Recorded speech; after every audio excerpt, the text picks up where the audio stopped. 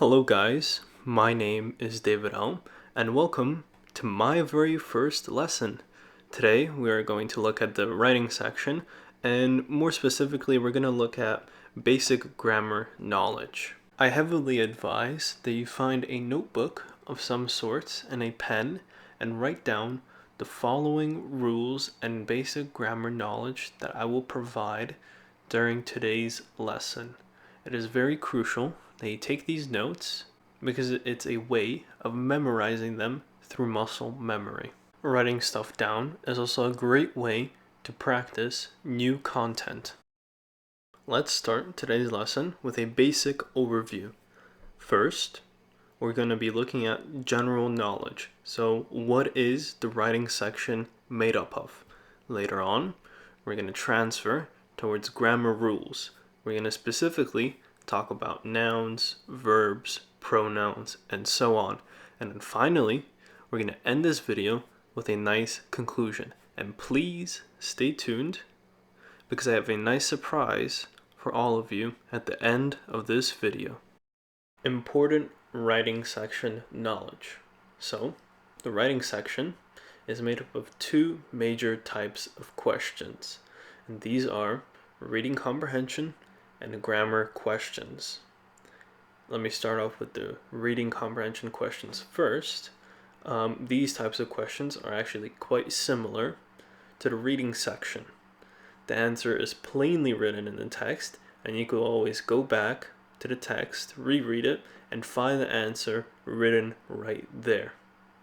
While the grammar questions, the answers will have to be explicit.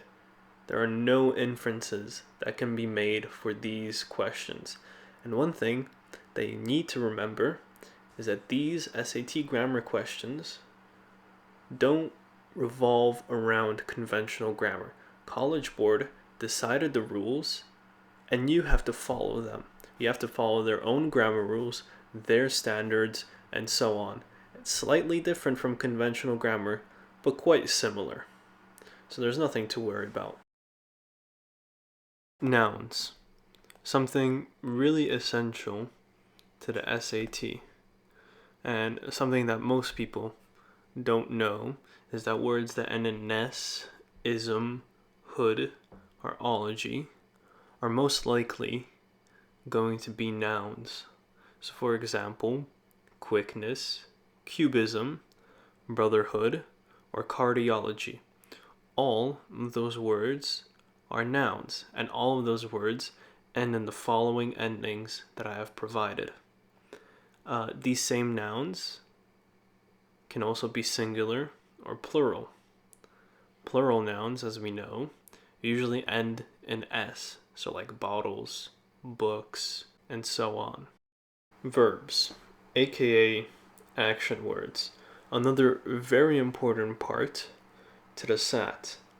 And one quick way to test if a word is a verb or not, you can see if it can be placed after cannot. And if the sentence makes sense and it can be placed after cannot, then the word is going to be a verb. So let's take, for example, I cannot cook. Cook is a verb. We verified it by using this sentence and placing it after cannot. Another example would be, I cannot swim in the pool. Swim is a verb. These verbs can also take many different forms, which we call conjunctions, depending on who is doing the action and the time period of that action. And the one thing that the SAT will only care about is the tense of the verb, aka the present, the past, and the future, and whether the verb is singular or plural. Unlike nouns, singular verbs usually end in S.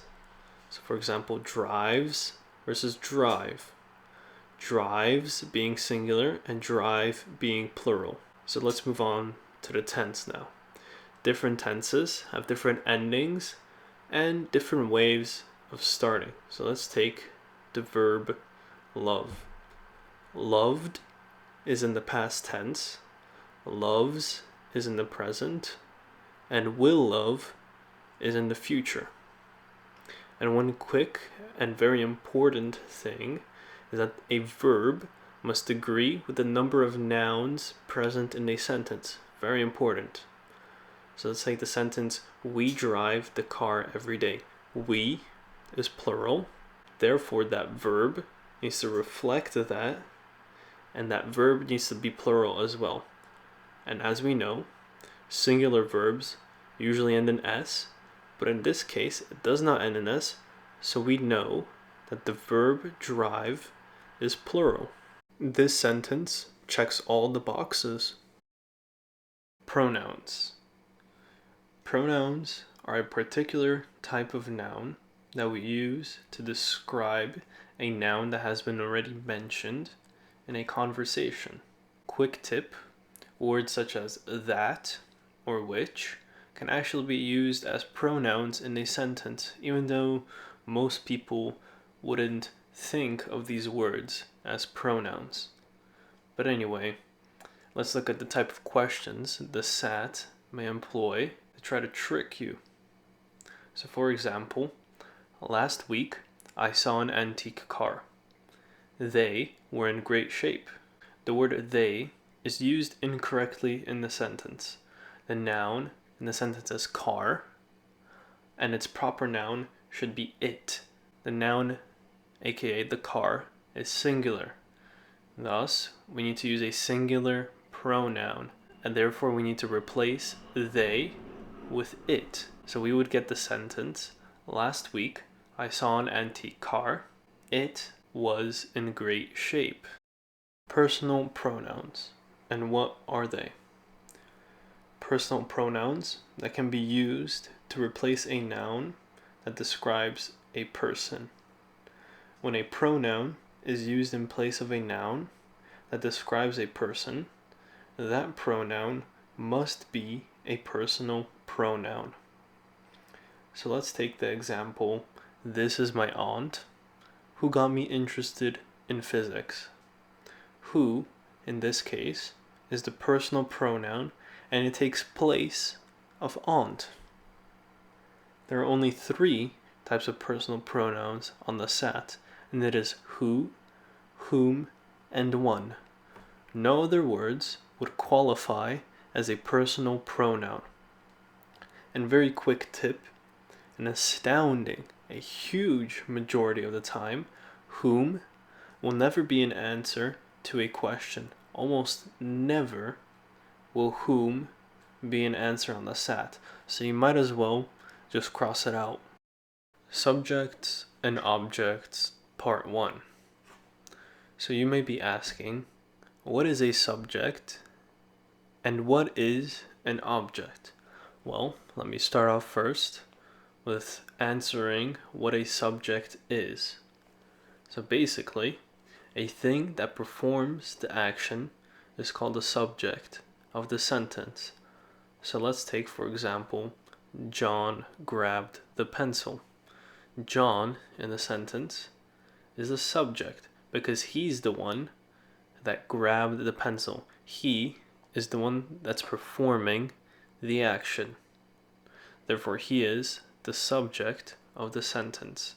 If there is a noun that receives the action, it's called the object of the sentence. So let's use the same sentence. John grabbed the pencil. The pencil is the object of the sentence because the pencil is the one that's being grabbed. The pencil is a noun and it is receiving the action. Therefore, it's an object of the sentence. Subjects and objects, part 2. So certain pronouns can be used as a subject or object pronoun. So I've compiled a list of subject and object pronouns, and later we will talk about how they're used in a sentence. So let's start off with subject pronouns. I, you, he, she, it, we, that, what, and who, while object pronouns are me, you, him, her, it, us, them, what, and whom. And as it's stated in the name, subject pronouns are going to be the subject of the sentence, while object pronouns are going to be the object of a sentence. And the only pronouns that repeat are you, it, and what. They can be considered both as a subject and an object of a sentence depending on the context. So let's take, for example, he sent her a present.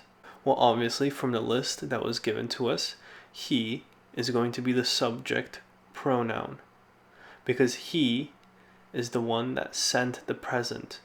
He is the one that performed the action in the sentence. Therefore, he is a subject. More specifically, subject pronoun because he is also a pronoun. While her in the sentence is an object pronoun because she's the one that got sent the present. Her is the one that receives the action. Therefore, her is the object of the sentence. Finally, our last slide of today, adverbs and adjectives. Adjectives are a single word used to describe a noun. So let's take the sentence, Bowser is a tiny dog. Tiny in the sentence is an adjective because it's a word used to describe the noun, aka the dog. While adverbs are a single word used to describe a verb. So for example, I ran quickly across the street. Quickly is an adverb because it's a word used to describe the verb run. Most adverbs end in ly. So for example, swiftly, vigorously, ferociously, and so on. All of those words are adverbs.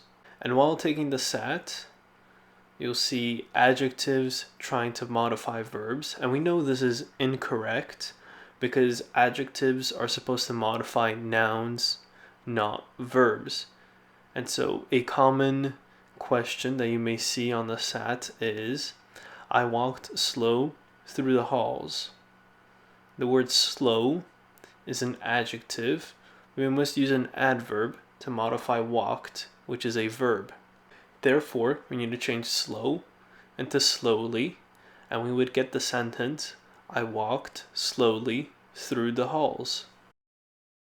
So thank you guys for tuning in into the very first grammar lesson.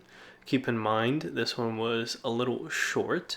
However, this is only the first part, and there will be 3 more additional parts going over the grammar section. So please stay tuned for those as well. I hope you enjoyed today's video, and the surprise that I mentioned earlier is our giveaway. The only thing you need to do is subscribe to the YouTube channel, follow us on Instagram, and invite 2 friends to our Discord server. So it's a very quick and easy giveaway. The giveaway is 100% free, and as some of you may know, we will be giving away an SAT book. Thank you, and have a nice day.